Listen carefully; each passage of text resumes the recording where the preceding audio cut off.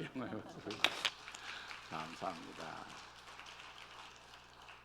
여러분들 혹시 최고와 최선의 차이를 아십니까? 최고와 최선은 어떤 차이가 있을까요? 사전적인 의미를 보면요, 최고는 가장 높고 으뜸이 되는 유일한 것, 그렇게 되어 있습니다. 그러니까 최고는 오직 하나밖에 존재하지 않죠. 그렇습니다. 최고는 가장 높은 것 하나, 가장 유일한 것 하나를 최고라고 그렇게 이야기합니다. 최선은 뭐라고 되어 있을까요? 일이나 상태가 가장 좋고 훌륭한 것.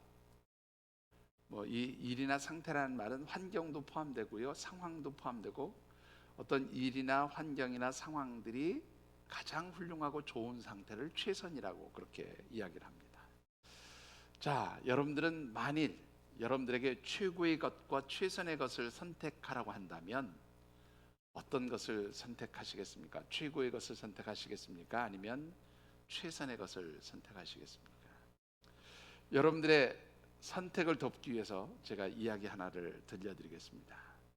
2차 세계대전 때의 일인데요, 일본에 청년 한 사람이 있었습니다. 이름이 스기하라 지우네라고 하는 청년인데요, 이 청년은 아주 독특한 꿈을 가지고 있었어요. 이 청년이 가진 꿈이 무엇이었는가 하면 외교관이 되는 것이었는데, 특별히 이 청년은 외교관 중에서도 자기는 꿈이 러시아 대사가 되는 게 꿈이었어요. 왜 그런지 모르지만 이 청년은 러시아를 굉장히 좋아했다고 그래요. 그래서 자기는 꼭 러시아의 대사가 되어서 자신의 나라의 일본을 아주 러시아 사람들에게 잘 알려주고 싶다, 이게 그 청년의 꿈이었어요. 정말로 열심히 공부하고 드디어 외교관 시험에 합격을 하고 그는 외교관으로서 첫 발령지가 리투아니아라고 하는 곳으로 발령을 받게 됩니다. 2차 세계대전 당시 이 리투아니아라고 하는 것은 러시아 대제국령에 속한, 그러니까 러시아의 한 부분인 나라였어요. 러시아 영에 속한 그런 나라였는데요, 이 러시아 서쪽에 있는 리투아니아에서 이 스기하라 지우네라고 하는 청년은 어떤 일을 담당하게 되는가 하면 비자 발급을 담당하는 책임 영사로서 그 일을 시작하게 됩니다.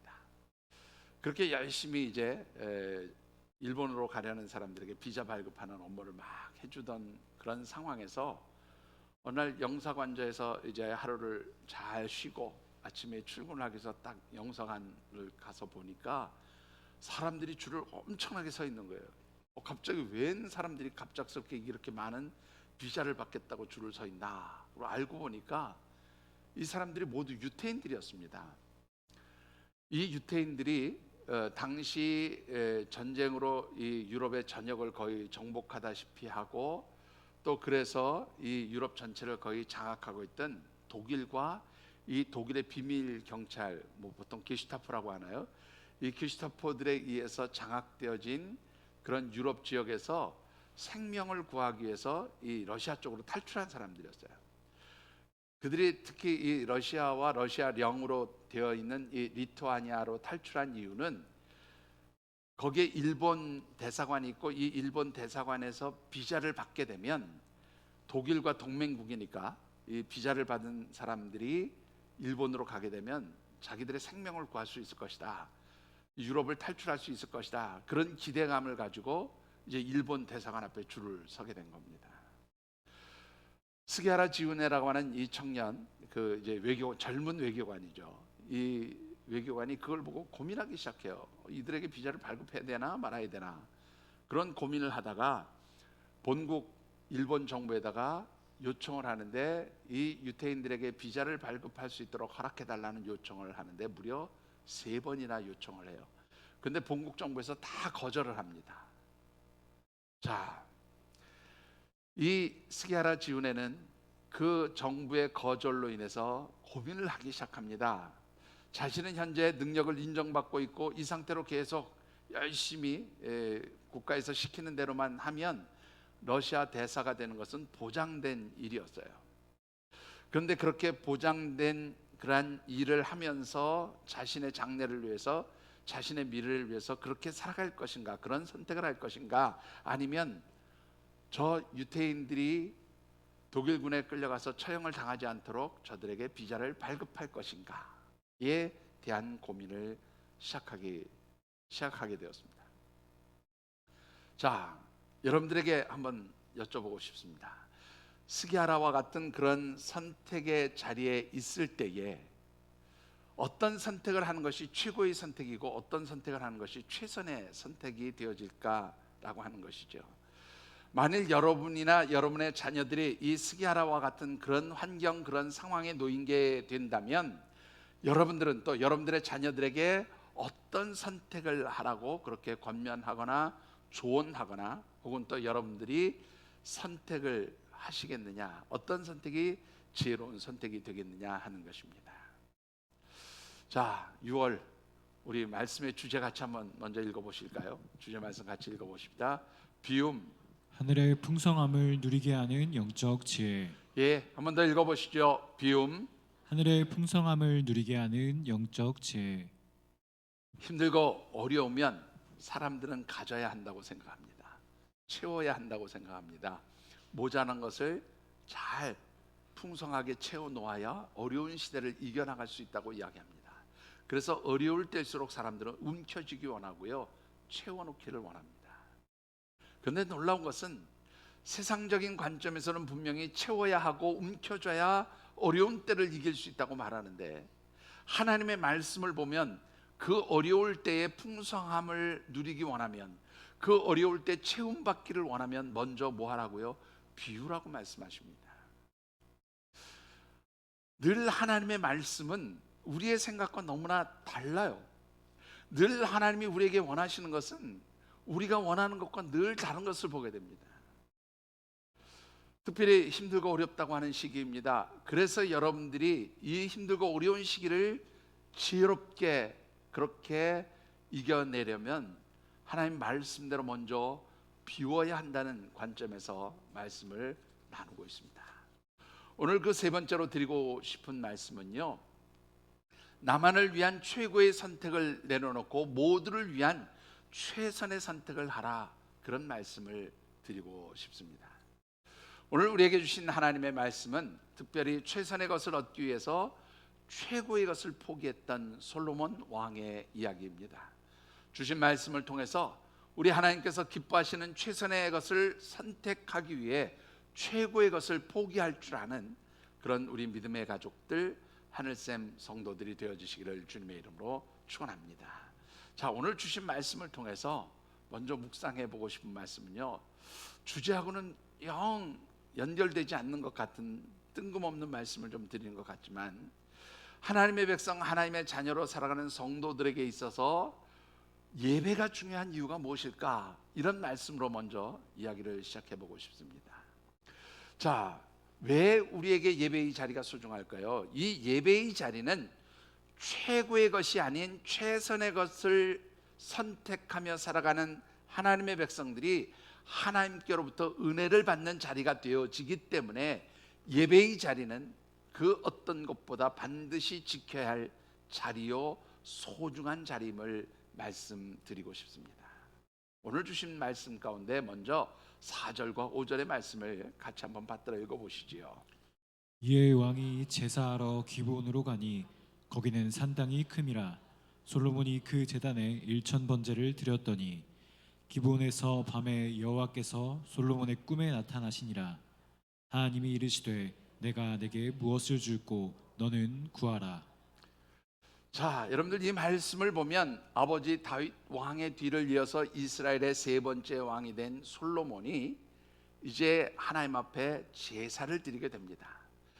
이 열왕기상의 말씀과 병행 본문에 해당되어지는 역대하 1장 2절의 말씀을 보면 솔로몬이 혼자 가서 제사를 드린 게 아니라 이스라엘의 천부장, 백부장, 족장들, 또 혹은 재판관들, 그리고 심지어는 방백들, 그야말로 이스라엘의 지도층에 있는 모든 사람들을 다 동원해서 하나님 앞에 제사를 드리게 되는데, 특별히 기브온에 가서 제사를 드렸다, 그렇게 성경은 기록하고 있어요. 왜 기브온에서 제사를 드렸을까요? 여러분들 이 기브온이라고 하는 것은 예루살렘에서 약 한 북서쪽으로 10km 정도 떨어진 곳에 있는 해발 고도가 722m 정도 되는 아주 높은 산 위에 있는 그런 산성 도시, 산 위에 있는 도시라 그렇게 말씀을 드릴 수가 있습니다. 이 기브온이라고 하는 것은 원래 이스라엘 백성들이 가나안 땅에 들어갈 때에 가나안 원주민들이 살고 있었고요. 그 원주민 족속들 중에서도 특별히 히위 족속이 살고 있던 그런 땅이었고, 여러분들이 잘 아시는 여호수아와 이스라엘 백성들을 속였던 기브온 사람들이 바로 이 기브온에서 살고 있었어요. 원래는 베냐민 지파에게 분배되었던 땅인데 나중에 이 레위 지파에게 다시 이 땅을 재분배할 때 레위 지파에게 이제 분배가 되었던 그런 땅인데요. 특별히 이 기브온 산당에서 솔로몬이 제사를 드리게 된 이유가 무엇인가 하면, 이 기브온에는 모세와 이스라엘 백성들이 광야 생활을 할 때 제일 먼저 하나님께서 주신 계명을 받고 그 다음에 하나님의 명령에 따라 무엇을 만들기 시작하죠? 성막을 만들기 시작합니다. 이 모세와 이스라엘 백성들이 만들었던 성막이 바로 기브온에 있었어요. 그러니까 광야에서 만들어 놓은 그 최초의 성막이 바로 이 기브온에 이렇게 설치되어 있었다, 그런 말입니다. 그래서 다윗이 하나님의 언약궤를 이 오벳 에돔의 집에서 다윗성으로 옮긴 뒤에는 두 곳에서 예배를 드렸어요. 예루살렘에서 예배를 드리든지 아니면 이 기브온에서 예배를 드리든지 했었다라는 것이죠. 특별히 이 시기는 아직 솔로몬이 예루살렘 성전을 건축하기 이전이었기 때문에 이제 이 솔로몬이 기브온에 가서 하나님 앞에 제사를 드리게 되었는데, 특별히 그 이유는 이 기브온이 굉장히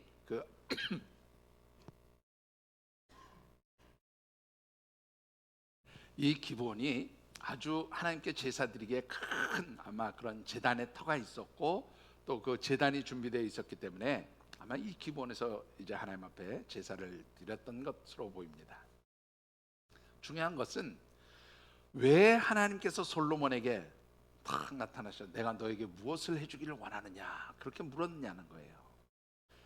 여러분들, 이 말씀에 대한 답을 먼저 드리고 싶은 것은 솔로몬이 하나님 앞에 온전한 예배자였기 때문에 하나님이 너 원하는 게 뭐야? 내가 들어줄게 라는 은혜를 주신 것이라고 저는 그렇게 믿습니다. 여러분들, 오늘 본문 말씀을 보면 솔로몬이 하나님 앞에 1000번제를 드렸다 그렇게 되어 있어요. 여러분들, 병행 본문인 역대하 1장 6절의 말씀을 보면 1000마리의 짐승으로 희생제사를 드렸다 그렇게 되어 있어요. 자, 이 말은 무슨 뜻인가 하면요, 보통 1000번제를 드렸다 그러면 매일 한 번씩 하나님 앞에 제사를 드리는 것을 1000일 동안 드렸다라고 그렇게 생각할 터인데, 만일 그렇게 된다면 솔로몬뿐만이 아니라 모든 이스라엘의 지도자들이 다 제사하는 일로 3년 이상의 시간을 보냈다는 건 불가능한 일이죠. 그래서 모든 방백과 또 지도자들, 족장들, 뭐 천부장, 백부장 이런 모든 사람들이 모여서 단시간 내에 1000마리의 짐승을 잡아서 하나님 앞에 희생제사인 번제를 드렸다 그런 뜻입니다. 자, 그런데 이 솔로몬이 드린 예배, 곧 이 번제의 제사가 무엇인가를 우리가 좀 살펴볼 필요가 있어요. 자, 여러분들, 하나님 앞에 희생의 제사로 드리는 이 번제는 하나님 앞에 자유롭게 드리는 제사입니다. 근데 이 번제 제사가 무엇인지 여러분들 잘 아시죠? 내가 어떤 짐승을 잡아서 하나님 앞에 제사를 드릴 때 번제의 제사는 우선 짐승의 가죽을 다 벗기고요, 거기에서 이제 짐승에서 나오는 피를 가지고 하나님께 번제를 드리는 제단 사면을 뿌려서 정결하게 한 뒤에 이 짐승을 다 어떻게 해요? 다 태워서 드리는 제사가 번제의 제사예요. 여러분들, 이 번제의 제사는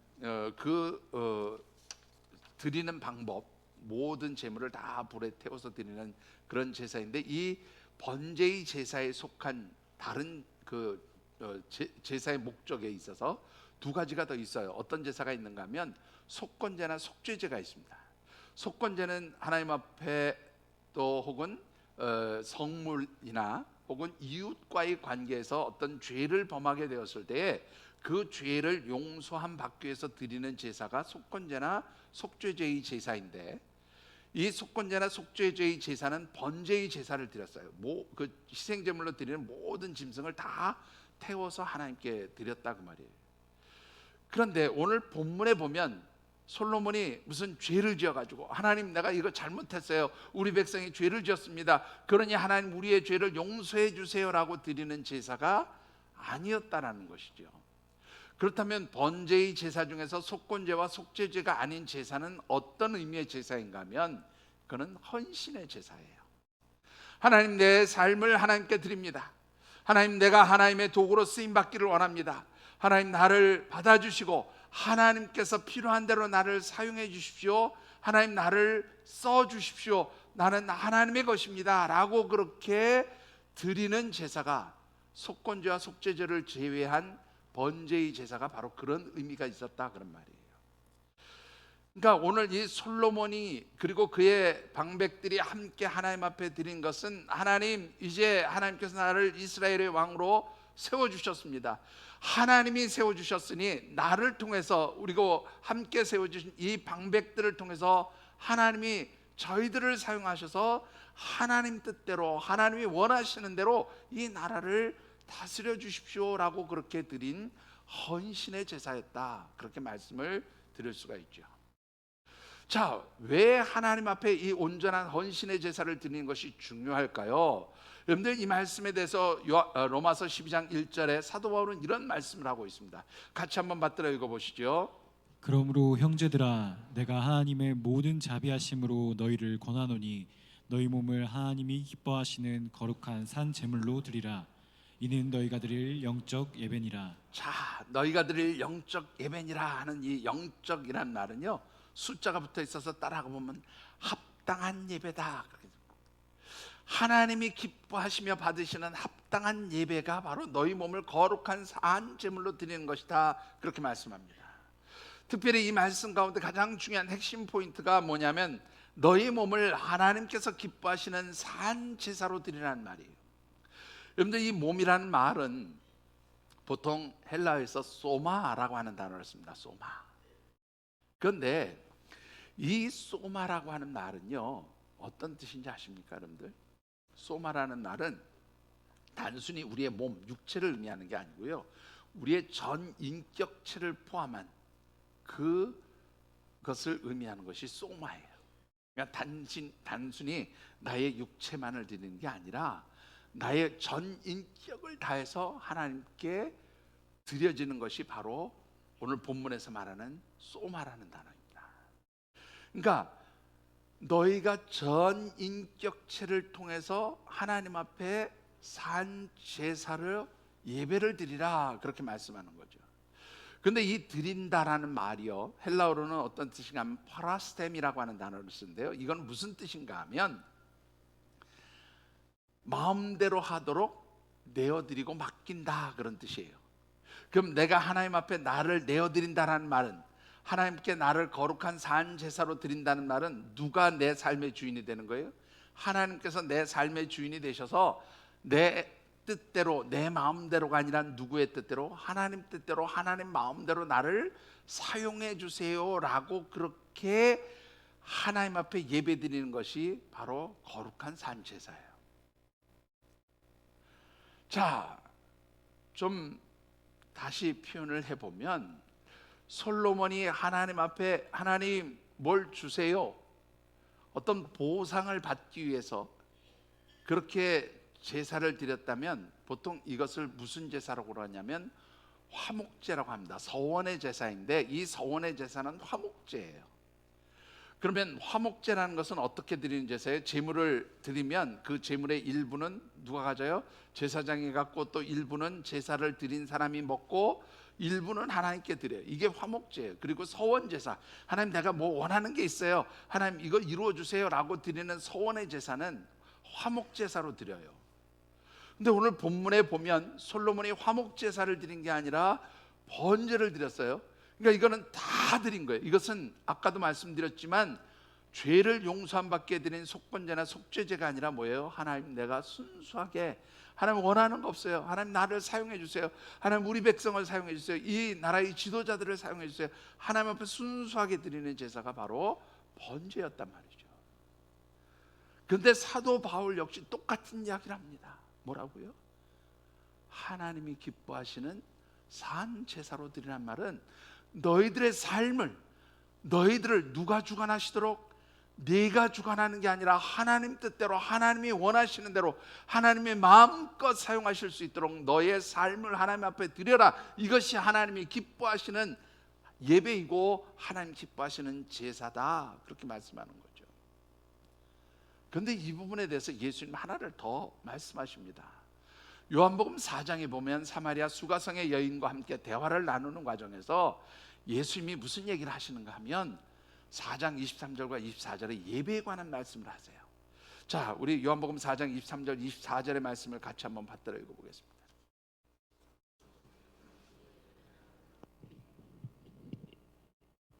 곧 이때라 아버지께서는 자기에게 이렇게 예배하는 자들을 찾으시느니라. 하나님은 영이시니 예배하는 자가 영과 진리로 예배할지니라. 자, 하나님은 영이시니 예배하는 자가 무엇과 무엇으로? 영과 진리로 예배할지니라. 하나님은 이런 예배자를 찾으신다, 그렇게 말씀합니다. 여러분들, 이 영이라는 말은 퓨뉴마라고 하는 헬라어 단어를 쓰는데요, 이 퓨뉴마라는 말은 뭐냐면 원형이 바로 성령 하나님을 상징하는 단어예요. 그러니까 영으로 예배를 드린다는 말은 성령 하나님의 인도하심과 성령 하나님이 감동케 하셔서 하나님이 원하시는 예배를, 영적인 예배를 드리라, 그런 말입니다. 성령 하나님이 이끌어 가시는 대로 내가 하나님 앞에 예배를 드리라, 그런 뜻이에요. 그리고 진리라는 말은 알레데이아라고 하는 말을 쓰는데, 이 알레데이아라는 말은 어떤 뜻인가 하면 성실하다는 뜻도 있고 정직하다는 뜻도 있고, 오늘 본문의 말씀처럼 진리라는 말도 있어요. 그런데 여러분들, 이 진리라는 말은 그야말로 거짓된 것이 섞이지 않은, 그야말로 세상 것이 섞이지 않은 아주 순수한 하나님이 기뻐하시는 그 참된 진짜를 진리라고 얘기해요. 그 진리의 원형은 누구십니까? 예수님이시죠. 내가 곧 길이요 진리요, 그렇게 말씀하셨으니까 예수님이 참된 진리이시죠. 그리고 말씀이 육신이 돼서 우리 가운데 거하신 분이 바로 예수님이시기 때문에 예수님과 함께 진리는 뭐냐면 하나님 말씀이에요.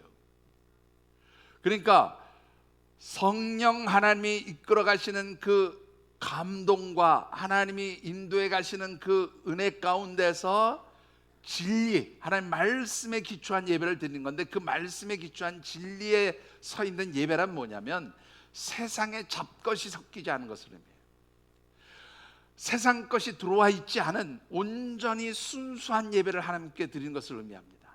그 세상 것이 들어와 있지 않은 것을 우리가 조금 더 신학적으로 표현하면 뭐가 돼요? 구별되어진 거예요. 성별되어진 거예요. 그게 바로 뭐냐면 거룩한 거예요. 그러니까 세상의 것이, 세상의 그 추하고 더럽고 세상의 그 혼탁한 것들이 포함되어 있지 않은, 오직 하나님 말씀 위에 순수하게 세워져서 오직 하나님께 구별됨으로, 성별됨으로 드려지는 그 예배가 바로 하나님이 기뻐하시는 영과 진리의 예배이고요, 바로 이러한 영과 진리의 예배를 드리는 사람을 하나님이 어떻게 해요? 찾으신다, 그렇게 말씀합니다. 결론적으로 이 예배라는 게 무엇일까요? 여러분들, 예배라고 하는 것은 세상적인 가치가 지배되지 않는, 세상적인 것이 섞이지 않은 하나님 말씀, 그리고 성령 하나님이 감동케 하시고 인도해 가시는 그러한 방법에 따라서 세상의 것과 구별된 것으로 오직 거룩함으로 하나님 앞에 헌신의 제사를 드리는 것, 이게 바로 영과 진리의 예배예요. 이게 바로 하나님 기뻐하시는 그러한 솔로몬의 제사였고, 하나님의 백성들로부터 하나님 받기 원하시는 그러한 예배의 모습이라 하는 것입니다. 여러분들, 이런 것들을 하나님 받기 원하세요. 여러분들, 이 히브리어로 하나님 앞에 드려지는 번제를 뭐라고 하는가 하면 올라라고 그래요. 올라. 한번 따라해 보실래요? 올라. 올라. 이 올라라는 말은 말 그대로 올라간다는 말이에요. 절대 안 잊어버리시겠죠? 번제는 뭐예요? 올라예요. 왜 올라예요? 올라가서 올라예요. 네. 무슨 뜻인가 하면 우리가 하나님 앞에 번제를 드면 이 짐승을 태워서 하나님 앞에 드리는 거잖아요. 그 제사가. 그럼 짐승을 태울 때 연기가 쫙 올라가잖아요. 그 올라가는 것이 바로 하나님께 드려지는 제사라는 거예요. 그래서 올라는 올라가는 거예요. 하나님 앞에 올려드리는 것이 올라예요. 그게 번제의 제사예요. 여러분들 히브리어나 아람어가 참 재밌는 부분이 많아요. 우리나라 말하고 비슷한 부분이 많은데요. 올라는 뭐예요? 올라가죠. 그럼 여러분들 옛날에 예수님 당시에 로마 정부의 반정부 투쟁을 했던 그 열심당원들은 항상 품에 칼을 품고 다녔어요. 이 열심당원이 품고 다니던 칼을 뭐라고 그랬냐면 시칼이라고 그랬어요. 시칼이 뭐예요? 시칼. 웃자고 하는 얘기가 아니고 진짜예요. 여러분들 유대인들의 어린 아이들은 아빠를 뭐라고 불러요? 아바라고 불렀어요. 하나도 안 믿으시는 표정이네. 예수님이 그래서 아바, 아버지여라고 불렀던 뜻이 바로 우리가 아빠라고 부르는 것과 똑같은 의미가 아바예요. 아바.